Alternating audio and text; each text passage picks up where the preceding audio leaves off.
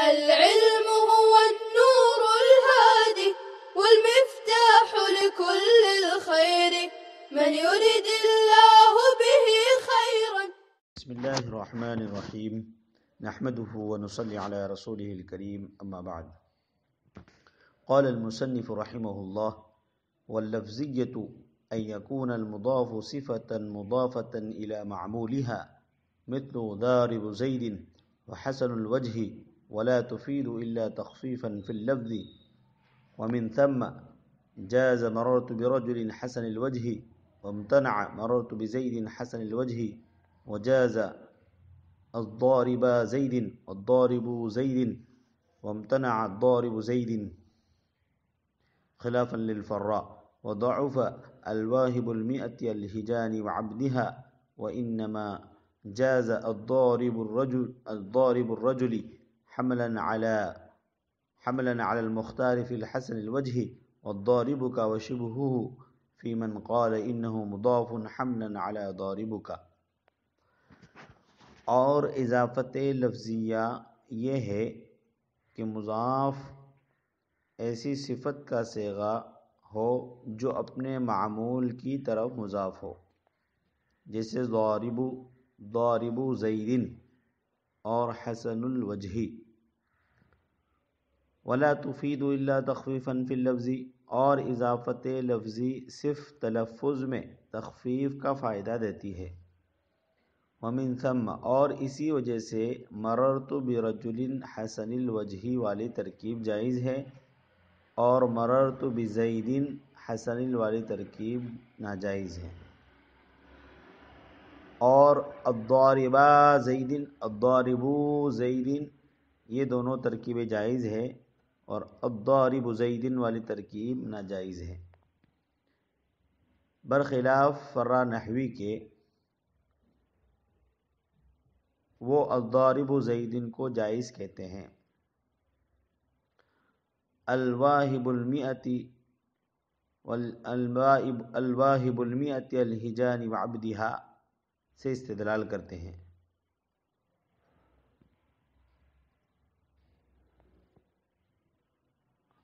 تو مصنف فرماتے ہیں وضعف الواہب المئۃ الہجان وعبدہا، یہ استدلال یا یہ ترکیب ضعیف ہے. یہ اصل میں فرع نحوی کو جواب دیا ہے. وَإِنَّمَا جَازَ الضَّارِبُ الرَّجُلِ، اور بلا شبہ الضارب الرجلی جائز ہے صرف حسن الوجہ میں مختار صورت پر محمول کرنے کی وجہ سے، اور جائز ہے الضارب کا اور اس کے مشابہ مثالیں اس شخص کی رائے میں جس نے کہا کہ الضارب مضاف ہے ضارب کا پر محمول کرنے کی وجہ سے. طلبہ عزیز، صاحب کتاب جب اضافت معنویہ اور اس کی تفصیل سے فارغ ہو گئے تو اب یہاں سے اضافت لفظیہ کو بیان کر رہے ہیں. چنانچہ اضافت کی دوسری قسم اضافت لفظیہ، پہلے اس کی مصنف نے تعریف کی اور پھر آگے کچھ تفریعات کے ذریعے سے اس کی تفصیل کو بیان کیا. اضافت لفظی اور وہ یہ ہے کہ مضاف ایسا صیغہ صفت ہو جو اپنے معمول یعنی فاعل یا مفعول کی طرف مضاف ہو.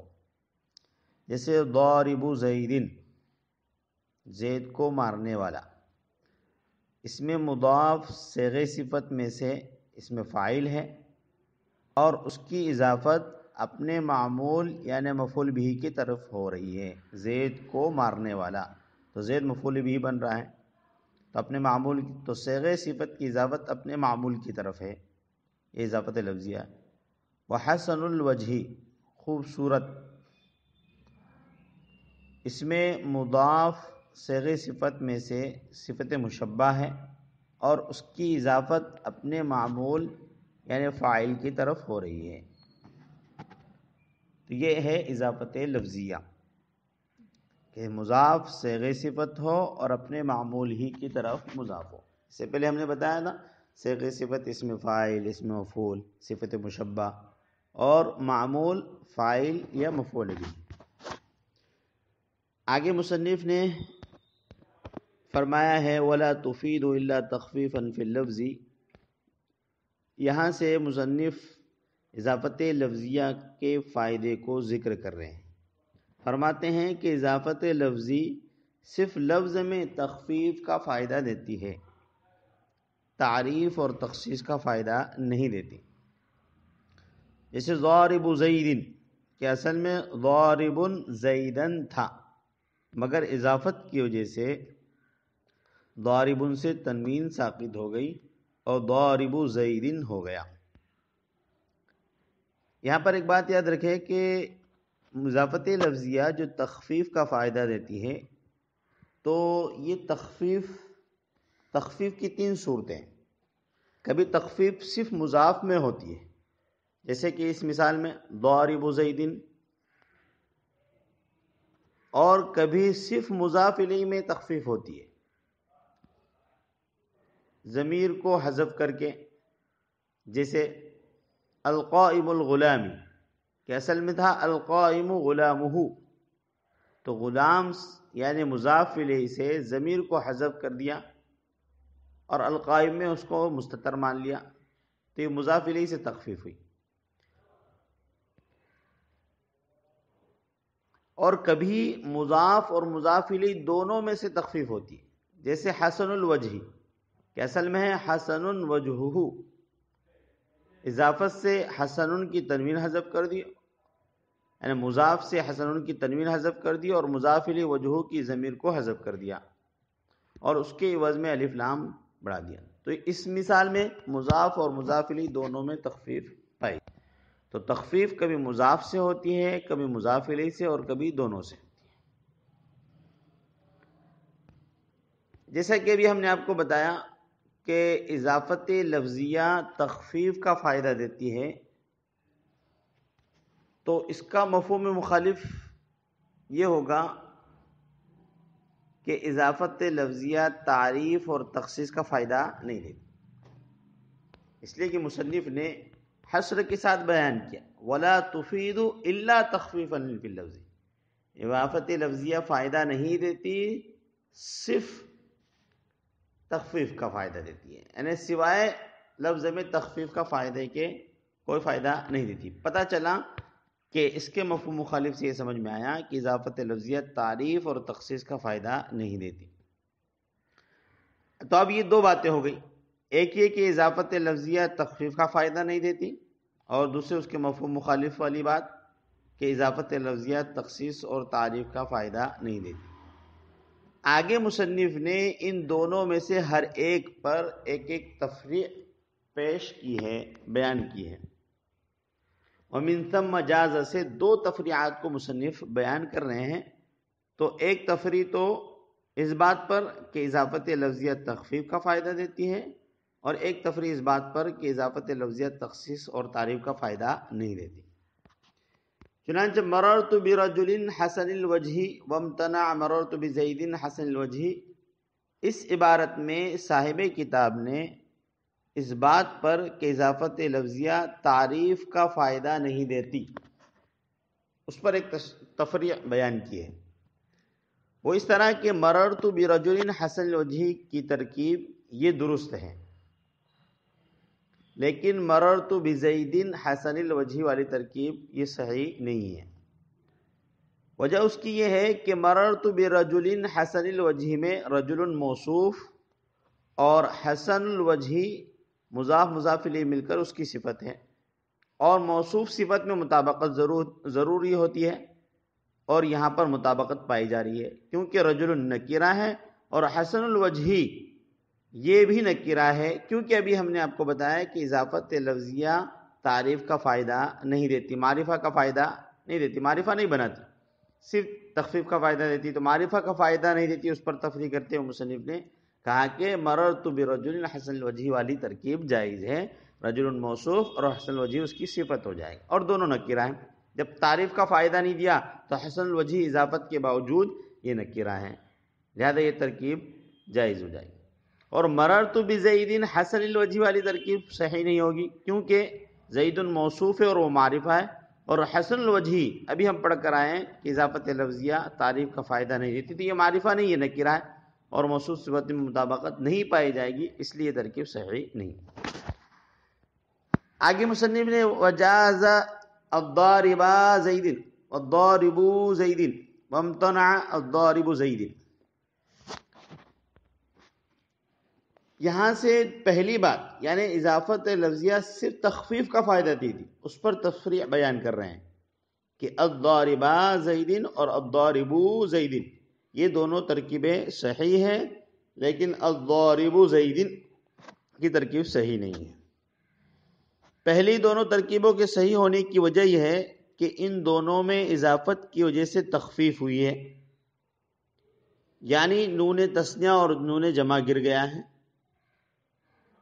الضاربا زید الضاربو زید، الضاربا زید جو نون تثنیہ اور الضاربو زید سے نون جمع گر گیا.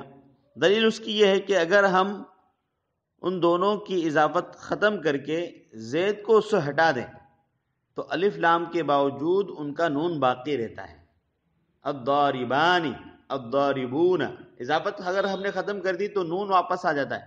پتہ چلا کہ جو نون گرا تھا وہ اضافت کی وجہ سے گرا تھا، الف لام کی وجہ سے نہیں گرا تھا، اور اضافت یہ تخفیف کا فائدہ دیا اس نے. اس کے بالمقابل الضارب زیدین کی ترکیب اس لیے صحیح نہیں ہے کہ یہاں اضافت کی وجہ سے کوئی تخفیف پیدا نہیں ہوئی، کیونکہ الضارب سے جو تنوین گری ہے یہ اضافت کی وجہ سے نہیں گری بلکہ الف لام کی وجہ سے گری ہے، کیونکہ اگر ہم اس کی اضافت کو ختم کر دیں پھر بھی تنوین واپس نہیں آتی. الضارب دیکھو تنوین واپس نہیں آئی، پتہ چلا کہ یہاں پر جو تنوین گری تھی وہ اضافت کی وجہ سے نہیں ہے بلکہ الف لام کی وجہ سے گری ہے، تو کوئی تخفیف پیدا ہی نہیں ہوئی. جب تخفیف پیدا نہیں ہوئی تو اضافت لفظیہ نہیں ہوگی، اضافت نہیں مانی جائے گی، اس لیے یہ والی ترکیب صحیح نہیں ہو. تو معلوم ہوا کہ تنوین کا نہ آنا یہ الف لام کی وجہ سے ہے، اضافت کی وجہ سے نہیں ہے. آگے مصنف نے امام فرا کا اس میں اختلاف ذکر کیا خلافا للفرا کہہ کر، اور فرا نحوی کا اس میں اختلاف ہے، یعنی فرا نحوی کے نزدیک الضارب زیدین والی ترکیب جائز ہے. امام فرا کہتے ہیں کہ الضارب پر جو الف لام ہے وہ اضافت کے بعد داخل ہوا ہے اور تنوین اضافت کی وجہ سے حذف ہوئی، یعنی پہلے اضافت ہوئی ہے بعد میں الف لام آیا. اور وہ اس شعر کے ساتھ استدلال کرتے ہیں. ایک شاعر میمون اس کا ایک شعر ہے الواہب المئت الہجان وعبدها عودا یزجی خلفها اطفالها. شاعر کہتا ہے، اس کا ترجمہ دیکھ لیں پھر اس کے بعد اس کے محل استشہاد پر جائیں گے.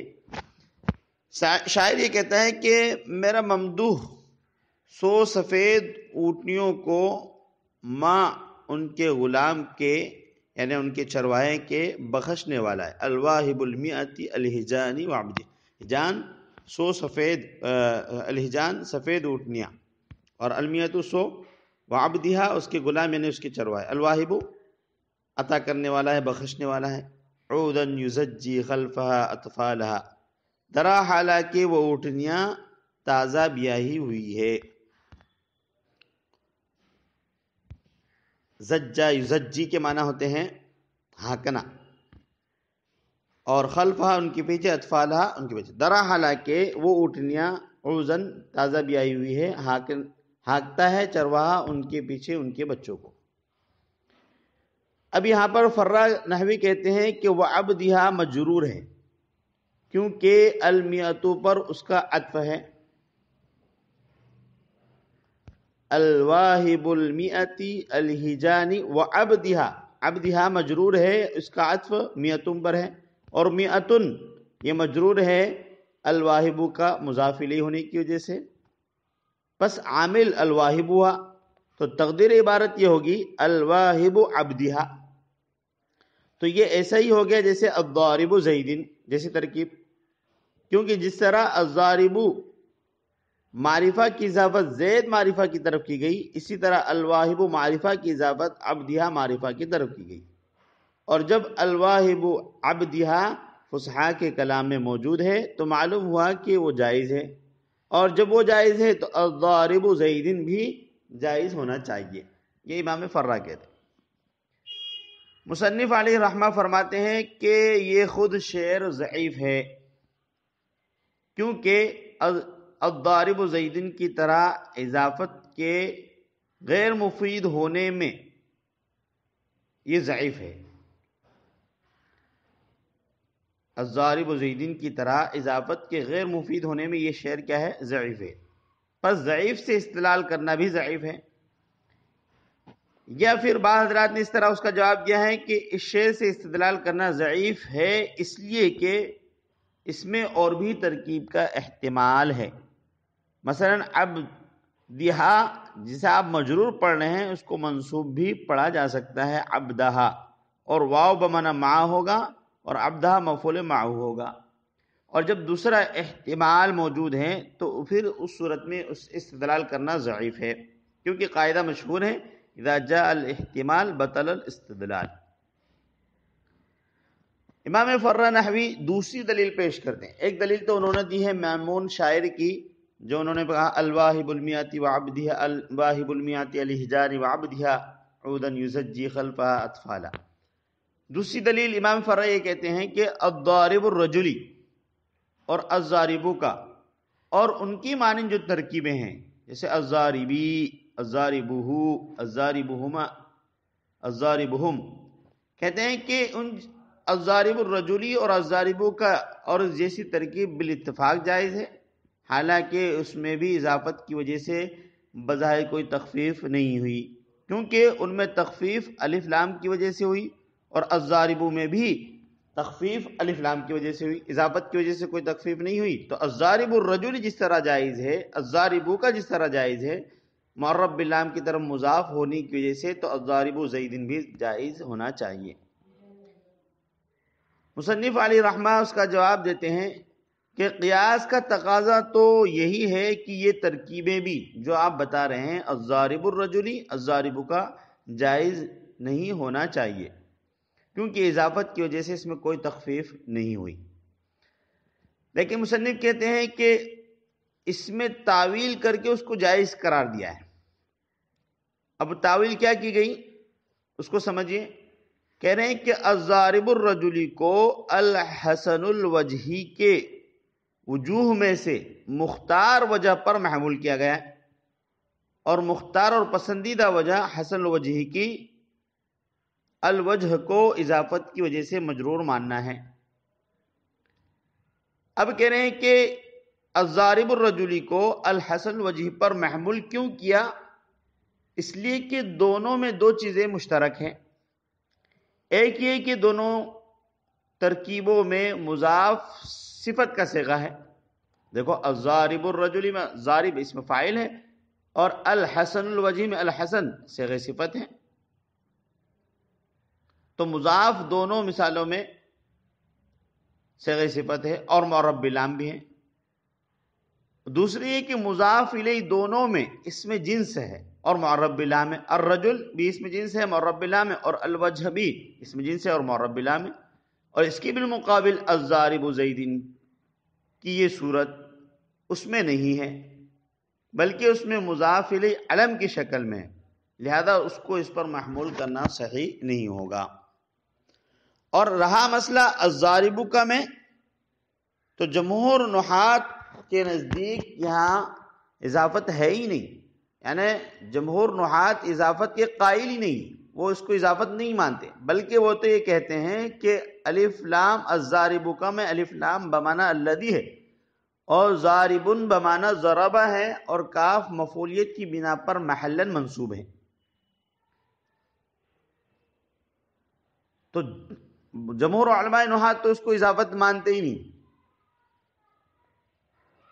لہذا ان حضرات کے قول کے مطابق کیا ان کے اس قول کو لیتے ہوئے تو ان کا اس مثال سے الضاربوکا سے اس مثال سے استدلال کرنا صحیح نہیں ہوگا. ہاں جو لوگ اضافت کے قائل ہیں، جو لوگ اس کو اضافت مانتے ہیں، تو وہ یہ کہتے ہیں کہ الضاربوکا اصل میں ضاربوکا پر محمول ہے، کیونکہ دونوں ایک ہی طرح کی ترکیب ہے، دونوں اس میں فاعل ہے اور ضمیر متصل کی طرف مضاف ہے۔ الضارب کا اسم فاعل ہے اور متصل کی طرف مضاف ہے ضمیر متصل کی طرف، اور ضارب کا بھی اسم فاعل ہے اور ضمیر متصل کی طرف مضاف ہے۔ اور اس کے بالمقابل الضارب زیدین ایسا نہیں ہے، کیونکہ اس میں مضاف الیہ ضمیر متصل نہیں ہے، لہذا اس کو الضارب کا پر محمول کر کے جائز نہیں کہہ سکتے۔ آج کا یہ سبق ہم اسی پر ختم کرتے ہیں۔ اللہ تعالی ہم سب کو علم نافع عطا فرمائے، ہمارے اس پڑھنے پڑھانے کو قبول فرمائے۔ صلی اللہ تعالی علی خیر خلق محمد وآلہ وصحبہ۔ السلام عليكم، لا تنسوا الإعجاب بالفيديو والاشتراك في القناة تشجيعا لنا لنستمر بنشر المزيد إن شاء الله.